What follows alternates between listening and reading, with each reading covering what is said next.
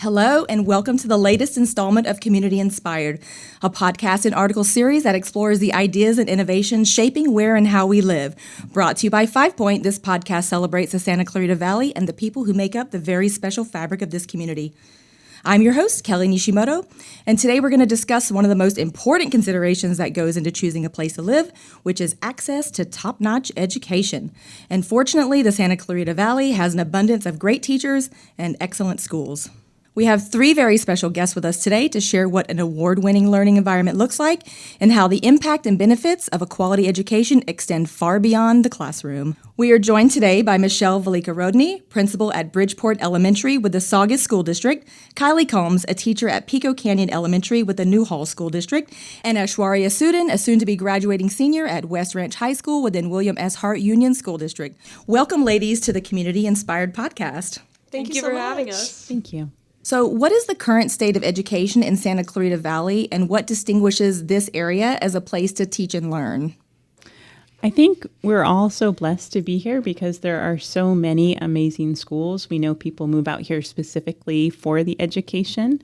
The family engagement opportunities between the whole community, right? The staff, the teachers, the students, the community members.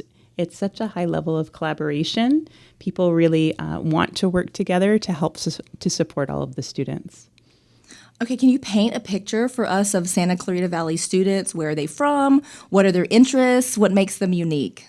We have students from everywhere, all over the world. We have, in just my classroom alone, I have students from Germany, from Korea. We have students of families that have grown up in this valley forever. And I think it just adds to a wonderful classroom culture, just getting to know different perspectives and different ways of life. It's an amazing outlook. That's something I was thinking too, just how inclusive our schools are. There's a real focus on making sure that it's a safe, welcoming environment for everyone, not just from all over the world, but from all different ability levels as well. Aishwarya, I have some questions for you. What do you most enjoy about your school? About West Ranch in specific? Yes, that's where you're graduating from. Yeah. I personally just love the opportunities that West Ranch provides. I've gotten the chance to do so many extracurriculars and just meet so many different people, and that's completely changed me as a person. And West Ranch has really kind of encouraged those extracurriculars and encouraged seizing those opportunities. So. And you're graduating this year. Congratulations. Are you excited? Yes, I am. Thank you. What are your plans after graduation? So I'm planning to attend a 4-year university. I haven't completely decided yet, but I want to study some sort of engineering or business and hopefully go to grad school after that. Okay, is there a dream job out there for you? Like, if you could just create your dream job, what was it? What is it? If I had a choice, I would go to space as an astronaut. Oh, very cool. However, I'm trying to be a little bit more practical with that. No. Don't buy the sensible shoes. That's what my grandmother's like, buy the sensible shoes. I'm like, no, I want the crazy shoes. You go to space. I love it. Yeah, I'll try my best, but my mom's trying to keep me on the ground. So, do you have any specific teachers that made a big impact on you? My 5th grade teacher. Yeah? And that's what you are? Yeah, 5th grade. Yep. So Mrs. Klepfer from North Park Elementary, she just loved her job.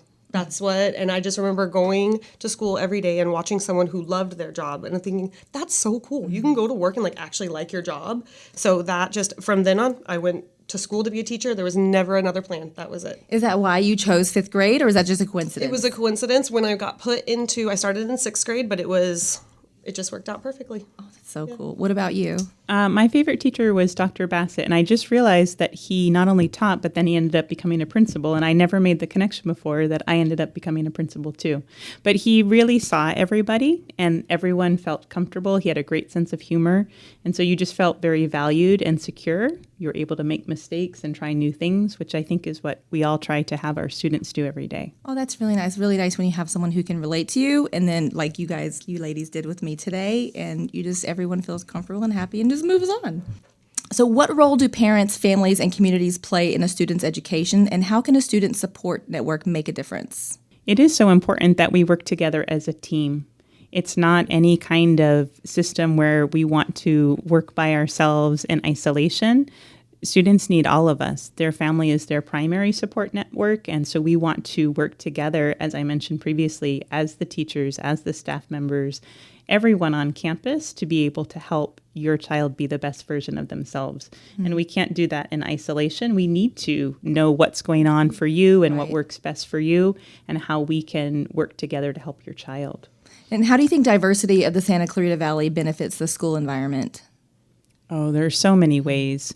The opportunities to be able to understand people who are different than you give you so much more than if you're only around people that are the same as you. Mm-hmm. You're able to expand your understanding, to develop empathy and compassion. There are more conflicts, but that's great because then you learn how to work together and to be able to solve those conflicts in a very safe environment rather than going out into the world and having to discover all these things without having any guidance. It really sets up students to understand how to handle it in the real world. You're going to be working with everyone from different communities in your real life, and so they're starting at a very young age, being exposed to that.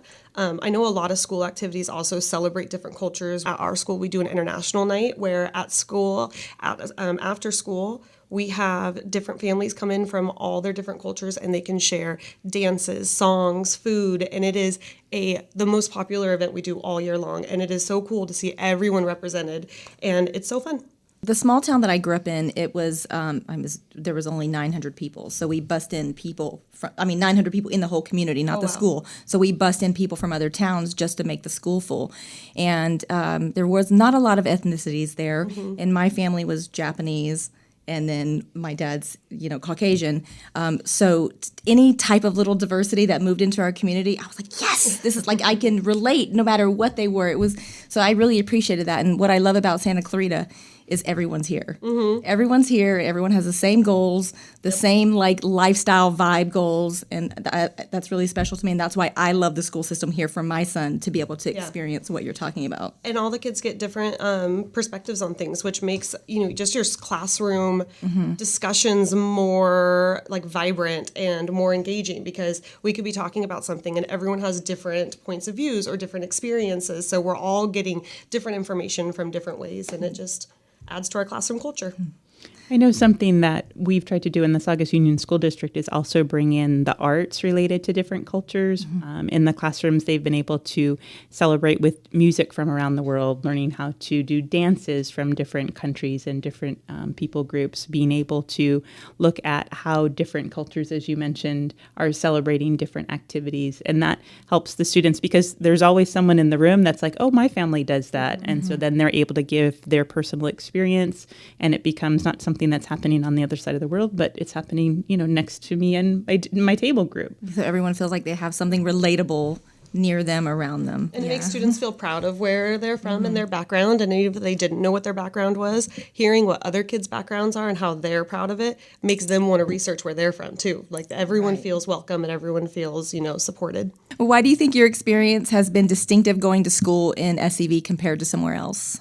I think like the other two have said, the sense of community here, obviously across California, the schools are so different, the students are so different, and we are one of the more privileged communities in California, and I don't see that in a sense as the kids are a little more spoiled than some of the other kids, but instead I see it as we have more perspectives of the community. We see the value of community service because we are more privileged. And I think that's made my education more distinctive because the teachers, they have that inside of them. They want us to improve the community, to improve each other, and to create that sense of learning. I love that. Well, technology is also changing rapidly.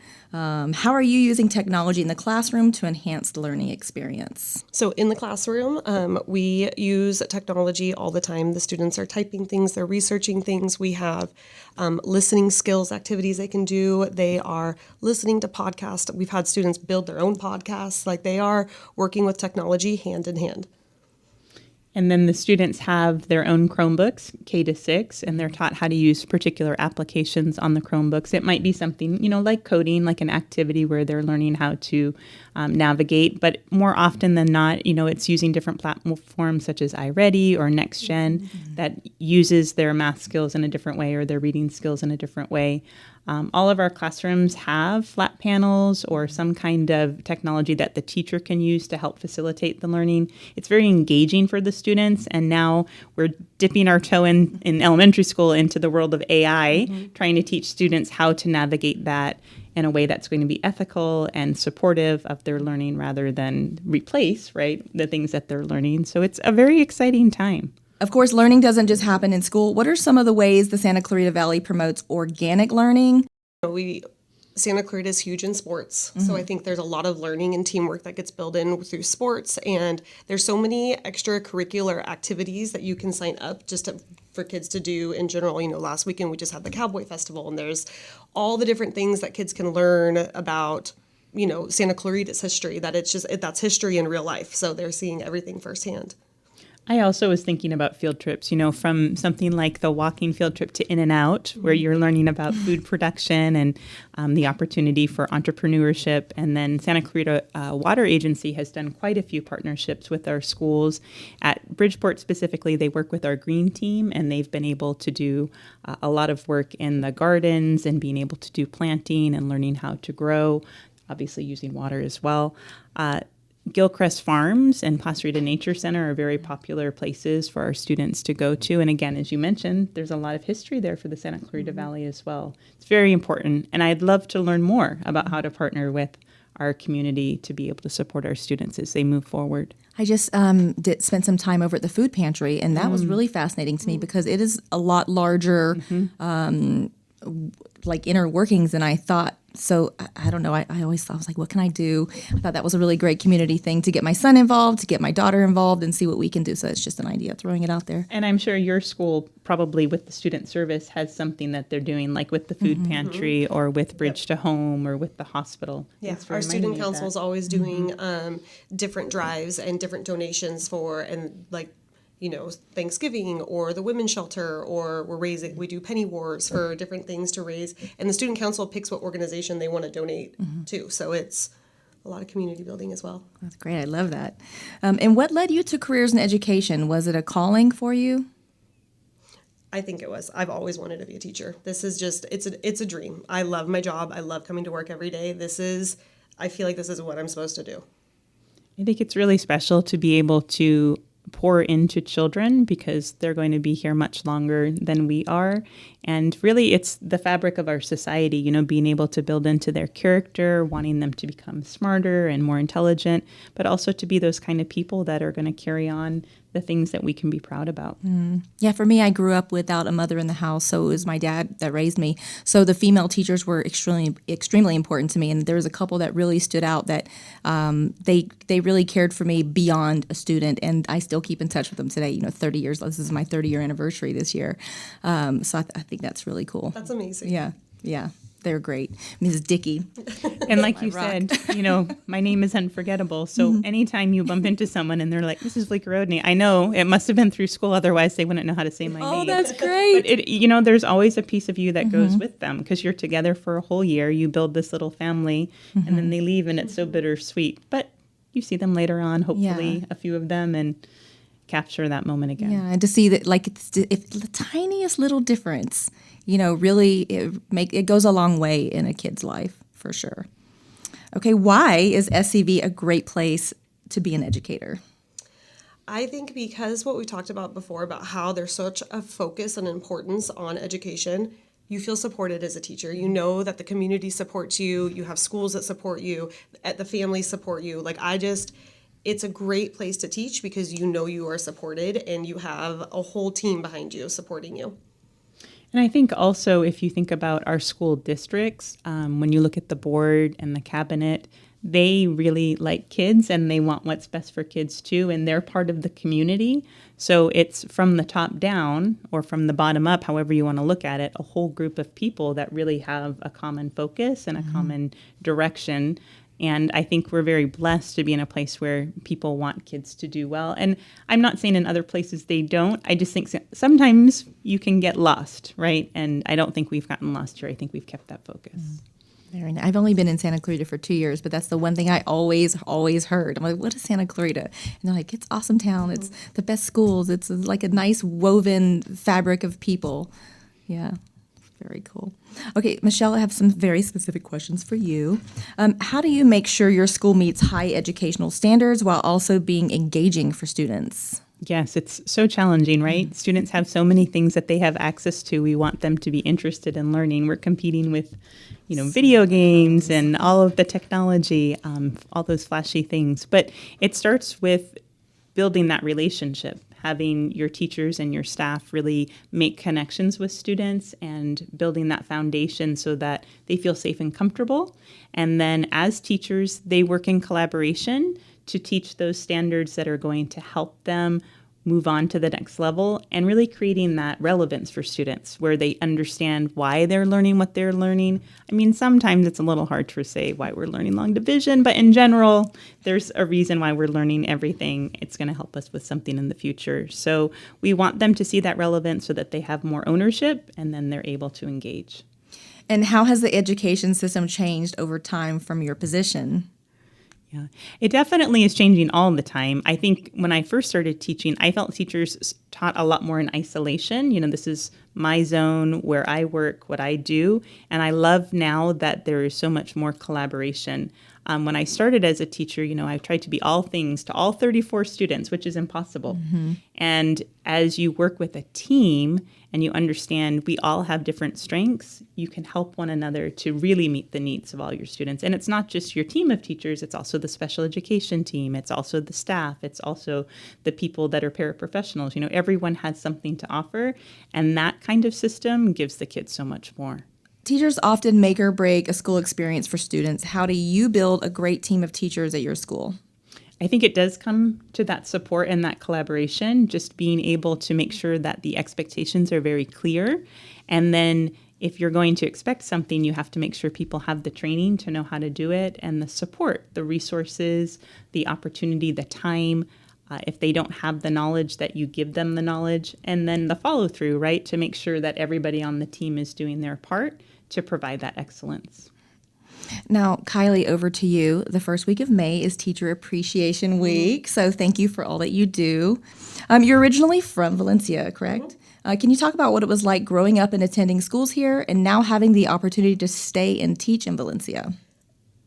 Valencia's been amazing. All of Santa Clarita. I loved going to school. I went to multiple different elementary schools through different districts, and every school I went to was amazing, and it just made me want to keep going to school. And that's the goal, right? Love school, you'll continue going to school. And I have my own children now, and the hardest decision was, what district am I going to send them to? They're all amazing. They all have wonderful things. So schools are amazing. Yeah, I'm really happy. I'm really happy with the school system here. I'm not going to lie. What do you most enjoy about being an elementary school teacher? Elementary school is magic. There's magic everywhere you go. And I get to help create the magic. And that is my goal every single day. I want kids to feel happy. I want them to feel supported. I want them to feel loved. I want them to have a safe place. And we get to, I feel like the luckiest person. I get to spend an entire year building this classroom community where I get to build that for a kid. They get to forget about the outside world for 7 hours, and they just get to be in the classroom with me. I get to create memories. We do hand motions. We do songs. We do all these things, and it's just pure magic. That is literally the loveliest answer I've ever heard. That's very nice. How do you work to make learning fun for such young students, to foster a love of learning and a natural curiosity? I think it's really working on building in things that they enjoy. Mm-hmm. So, whether it's they get choice in something, you're doing an opinion writing, you get to pick what do you feel passionate about? What do you want to write about? Or it's bringing in, different TV shows they like I've done Stranger Things math review, I've done Fear Factor math reviews. Mm-hmm. Building this exciting way of learning makes them want to continue learning. It makes them forget that they're learning for a second. Or even something as simple as just their math problems, making them go out to eat at a restaurant and you're adding up the menu and you get to pick the different things you want to eat, so add the decimals together. And they think they're just doing an activity, but really they're practicing life skills, but they're also meeting our standards. I love that.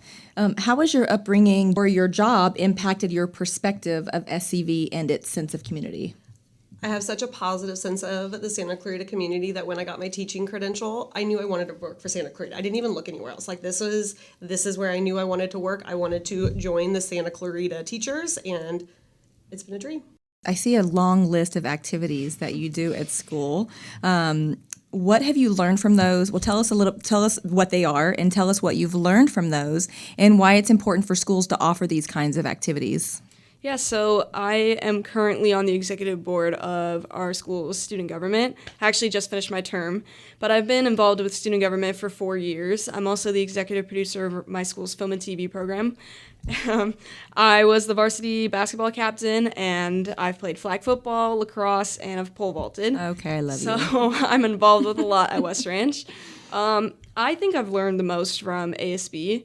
Just because it's taught me the value of failure. I was always, like, you could probably attest to this, I was very used to, like, in a sense, I was used to winning. And in high school, I learned that losing was okay. And when I lost at first, it was extremely disappointing. But I truly believe that was the reason that I've become who I am today, because you learn that failure it's like a recipe for future success. You have to learn to fail before you learn to succeed, because you see the value in what you're doing. Like, I learned the purpose with which I was running for officer positions in ASB and why I wanted to improve the younger members in ASB. And that's also something I've learned in my film and TV program, that you can have hobbies, you can be involved with extracurriculars that you don't necessarily want to pursue.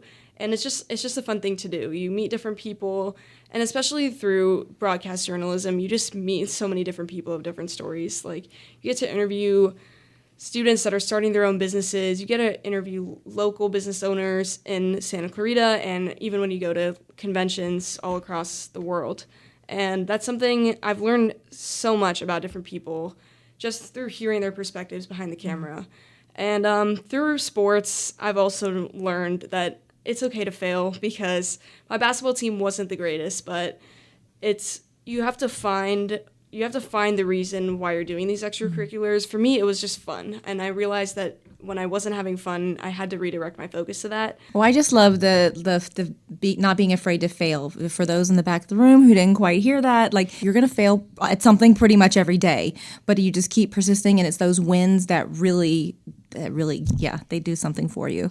Yeah, they make the failures not hurt so much. Yeah. What's your favorite sport? I think the one I enjoyed playing the most was flag football. Just because it was a brand new sport at our school. It was honestly, I saw it as a way that really uplifted women's sports in Santa Clarita. We started out with Valencia, Hart, us, and we played with Vasquez in a league, and that was our league. But this year, Castaic and Golden Valley are both adding teams, and flag football is really just expanding.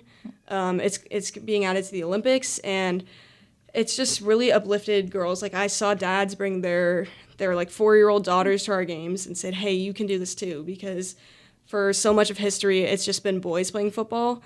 And for me, I always played football with my brothers, and I never really had the chance to do it as a sport. So it was really nice. That's awesome. Okay, and then back to the student body. Do you still have to do a campaign? It's been a long time since I've been in school, but did you do a campaign where you'd make the posters and everyone has to vote? Yep. Okay, what was your slogan? I didn't really have a slogan. I kind of went with themes every year. Okay. The campaigning was a big part. It was also one of the ways that I learned a lot of different things through campaigning, because for me, I saw it as a source of, I was really scared to go and talk to people and ask these random people, like, hey, will you take a picture with my poster? Mm-hmm. And it was just so hard to go up to them. But after I lost a few times, and I learned that you actually have to care about the people that you're leading. And so those campaigns became less of, I need to advertise my campaign. It became more of, I need to talk to the people that I'm leading. I need to learn about them. I need to learn about their interests, and I need them to like me. And so it became more of conversation. It became more about making more friends instead of just, will you take a picture of my poster? And so one of the things I learned is you have to care about the people that you're leading.